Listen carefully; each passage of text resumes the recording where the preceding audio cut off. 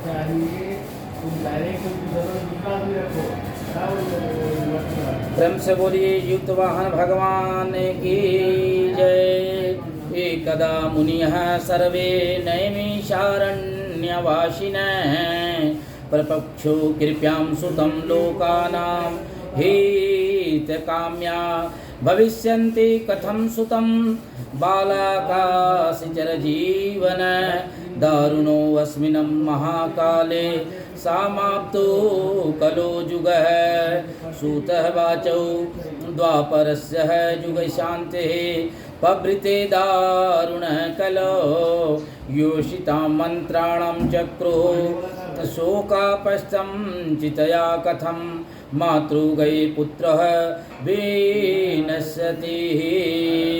कहते हैं कि एक बार नैमिषारण्य के निवासी ऋषियों ने संसार के कल्याणार्थ सुत जी से पूछा कि हे सुत जी, कली काल में लोगों के बालक किस तरह दीर्घायु होंगे, सो कहिए।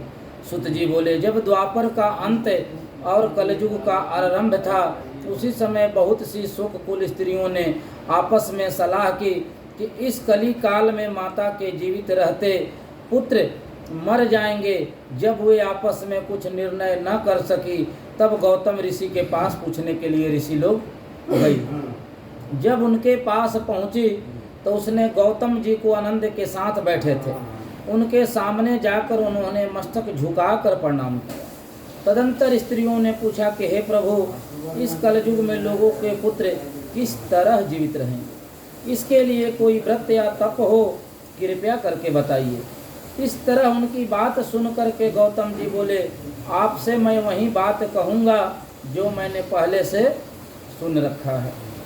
गौतम जी ने कहा कि जब महाभारत का युद्ध का अंत हो गया तो द्रोण पुत्र अश्वत्थामा के द्वारा अपने बेटे को मारा देखकर सब पांडव बड़े दुखी हुए। पुत्र के शोक से व्याकुल होकर के द्रौपदी अपने सखियों के साथ ब्राह्मण श्रेष्ठ धर्मराज के पास गई और उसने धर्मराज से कहा कि हे विपेंद्र, कौन सा उपाय करने से बच्चे जो हैं दीर्घायु हो सकते हैं, कृपया करके ठीक ठीक कहिए। तब धर्मराज बोले कि सत्ययुग में सत्य वचन बोलने वाला, सत्य चारण करने वाला समदर्शी ज्यूतवाहन नाम का एक राजा था। एक बार वह अपनी स्त्री के साथ अपने ससुराल गया और वहीं पर रहने लगा। एक दिन आधी रात के समय पुत्र के शोक से व्याकुल कोई स्त्री रोने लगी, क्योंकि वह अपने बेटे के दर्शन से जो है निराश हो चुकी थी। उसका पुत्र मर चुका था। वह रोती हुई कहती थी कि हाय, मुझे बूढ़ी माता के सामने मेरा बेटा जो है मारा जा रहा है। उसका रुदन सुनकर राजा ज्यूतवाहन का तो मन हृदय विदीर्ण हो गया। वह तत्काल उस स्त्री के पास गए और उसने पूछा कि तुम्हारा बेटा जो है कैसे मरा। बूढ़ी माता ने कहा कि गणुर प्रतिदिन आकर गांव के लड़के को खा जाता है। इस पर दयालु राजा ने कहा, माता अब तुम रो मत, आनंद से बैठो, मैं तुम्हारे बच्चे को बचाने का प्रयत्न करूँ। ऐसा कह करके राजा उस स्थान पे गया जहाँ गणुर आकर प्रतिदिन मांस खाया करता था। उसी समय गणुर भी उस पर टूट पड़ा और मांस खाने लगा। जब अतिशय तेजस्वी गणुर ने राजा का बायां अंग खा लिया तो झटपट राजा ने जो है अपना दाहिना अंग फेर दिया। दाहिना अंग फेर दिया, गणुर के सामने कर दिया। यह देखकर गणुर जी ने कहा, तुम कोई देवता हो, कौन हो तुम, तो मनुष्य नहीं जान पड़ते। अच्छा अपना जन्म और कुल बताओ। पीड़ा से व्याकुल मन वाले राजा ने कहा कि हे पक्षीराज, इस तरह के प्रश्न करना व्यर्थ है, तुम अपनी इच्छा भर मेरा मांस खाओ। यह सुनकर के गणुर रुक गया और बड़े आदर से राजा के जन्म कुल की बात पूछने लगा। राजा ने कहा कि मेरी माता का नाम सभ्या है और मेरे पिता का नाम जो है शालिग्वाहन है। सूर्य वंश में मेरा जन्म हुआ और ज्यूतवाहन जो है मेरा नाम है। राजा की दयालुता देख करके गणुर ने कहा कि हे महाभाग, तुम्हारे मन में जो अभिलाषा है वह वर मांगो। राजा ने कहा कि हे पक्षीराज, यदि आप मुझे वर दे रहे हैं तो वर दीजिए कि आपने अब तक जिन प्राणियों को खाया है वह सब जो है जीवित हो जाए। हे स्वामी, सबसे अब से आप यह बालकों को न खाएं और कोई ऐसा उपाय कीजिए कि जहाँ जो उत्पन्न है लोग बहुत दिनों तक जीवित रहे। धर्मराज ने कहा कि पक्षीराज, गरुड़ राजा को वरदान दे करके स्वयं अमृत लेने के लिए नागलोक चले गए। वहाँ से अमृत ला कर उन्होंने उन मरे हुए हड्डियों पर बरसाया। ऐसा करने से सब लोग जीवित हो गए जिनको कि पहले गरुड़ ने खाया था। राजा के त्याग और गरुड़ की कृपा से वहाँ वाले का बहुत कष्ट जो है दूर हो गया। उस समय राजा के शरीर की शोभा दुगनी हो गई। राजा की दयालुता देखकर गरुड़ ने फिर से कहा कि मैं संसार के कल्याणार्थ एक वरदान दूंगा। आज आश्विन कृष्ण पक्ष सप्तमी से रहित शुभ अष्टमी तिथि है। आज ही तुमने यहाँ का प्रजा का जीवन दान दिया है। हे वत्स, अब से यह दिन ब्रह्म भाव हो गया, जो मूर्ति भेद से विविध नामों से विख्यात है और त्रिलोक से पूजित दुर्गा अमृत प्राप्त करने की अर्थ में जीवित पुत्रिका व्रत कहलाई है। सो इस तिथि को जो स्त्रियां इस जीवित पुत्रिका व्रत की कुश की आकृति बनाकर तुम्हारी पूजा करेगी तो दिनों दिन उसका सौभाग्य बढ़ेगा और वंश भी बढ़ती ही रहेगी। हे महाभाग, इस विषय में विचार करने की भी कोई आवश्यकता नहीं है।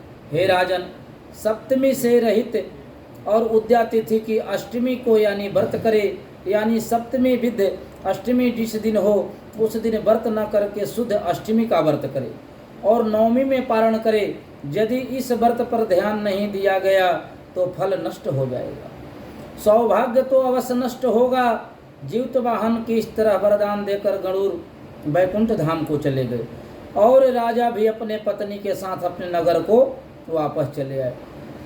धर्मराज द्रौपदी से कहते हैं कि हे देवी, मैंने यह अतिशय दुर्लभ व्रत तुमको बतलाया।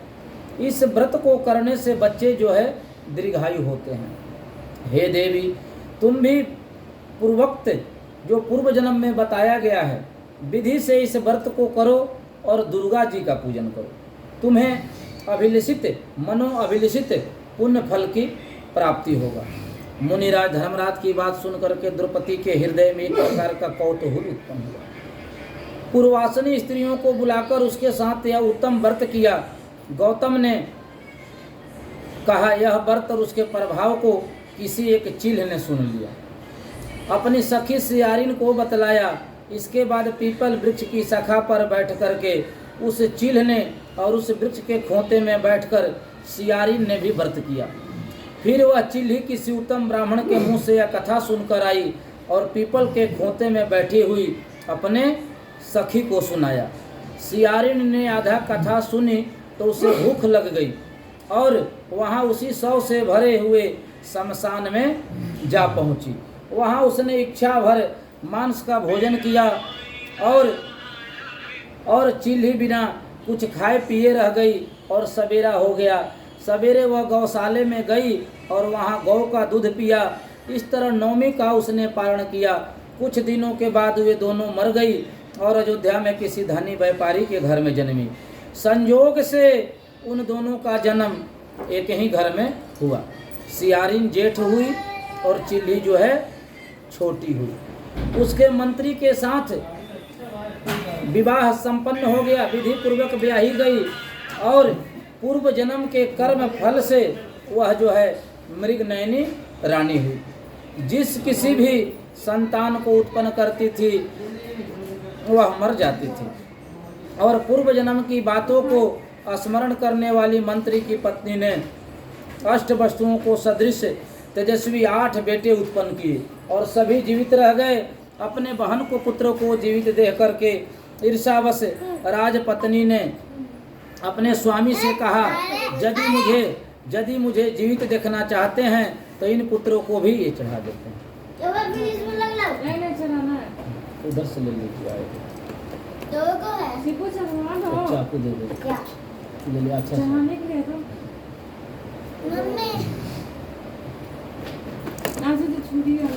छोड़ दीजिए। इधर ना इधर अनन्या इधर है पर्दा हटाओ पर्दा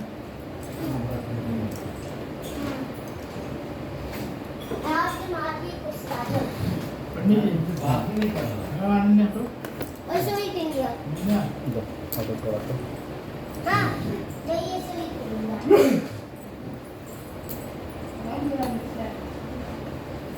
हो गया खाना पंडित जी नहीं, मीठा थोड़ा चढ़ा देते हैं। अरिष्टनेमि स्वस्ति नो बृहस्पति तधातु। तब जिस किसी भी संतान को उत्पन्न करती थी वह मर जाती थी। कहते हैं कि पूर्व जन्म की बातों को स्मरण करने वाली मंत्री के पत्नी ने भी अष्ट वस्तुओं को सदृश तेजस्वी 8 बेटे को उत्पन्न किया। मंत्री की जो पत्नी थी उसके 8 बेटे हुए और सभी जीवित रह गए। अपनी बहन के पुत्रों को जीवित देख करके ईर्ष्यावश राजपत्नी ने अपने स्वामी से कहा कि यदि तुम मुझे जीवित रखना चाहते हो तो इस मंत्री के पुत्रों को भी उसी जगह भेज दो जहां मेरे बेटे गए हैं, अर्थात इसे मार डालो। यह सुनकर के राजा ने उस मंत्री के पुत्रों को मारने के लिए कई प्रकार का जो है उद्योग किए, पर मंत्री के पत्नी ने जीवित पुत्रिका के पुण्य बल से बचा लिया। एक दिन राजा ने अपने आदमियों से उन पुत्रों को सिर कटवा करके पिटारी में रखवाया और उनकी माता और मंत्री के पत्नी के पास जो है भेज दिया, किंतु वे 8 सिर बेशकीमती जहरवात हो गए, सोने चांदी हीरे मोती, और भले चंगे हुए 8 लड़के अपने माता के पास वापस चले गए। उनको जीवित देख करके राजपत्नी को बड़ा विस्मय हुआ। अंत में वह मंत्री के पत्नी के पास आई और उसने पूछा कि हे बहन, तुमने कौन सा ऐसा पुण्य किया जिससे बार बार मारे जाने पर भी तुम्हारे बेटे नहीं मरते। इस पर मंत्री की पत्नी ने कहा, पूर्व जन्म में मैं चिल्ही थी और तुम सियारिन। हमने और तुमने साथ ही जीवित पुत्रिका का व्रत किया। तुमने व्रत को नियमों का भली भांति पालन नहीं किया और मैंने किया। इसी दोष से हे बहन, तुम्हारे बेटे जो है नहीं जीते हैं। हे राजरानी, अब तुम भी अब जीवित पुत्रिका व्रत को करो, जो तुम्हारे बेटे दीर्घायु होंगे। मैं तुमसे सच सच कह रही हूँ। इसके कथा अनुसार रानी ने व्रत किया, तभी से इसके बेटे सुंदर और दीर्घायु होकर बड़े राजा हुए।